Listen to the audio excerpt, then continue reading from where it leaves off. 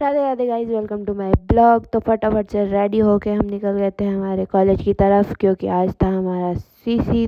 तो फटाफट से स्टॉप पे पहुंच के हमने पकड़ी बस पकड़ के हम पहुंच गए थे कॉलेज। कॉलेज से फटाफट से सीसी लिख के हम निकल गए थे पानी पूरी खाने के लिए। फिर वहाँ से स्टॉप पे पहुंच के हमने ली बस लेके फिर हम पहुंच गए थे हमारे स्टॉप पे पहुंच के फिर हम पहुंच गए घर आके हमने फटाफट से रेडी हुए 5 मिनट में, क्योंकि आज लास्ट दिन था भागवत कथा का। तो फिर रेडी होके हम निकल गए थे भागवत कथा में।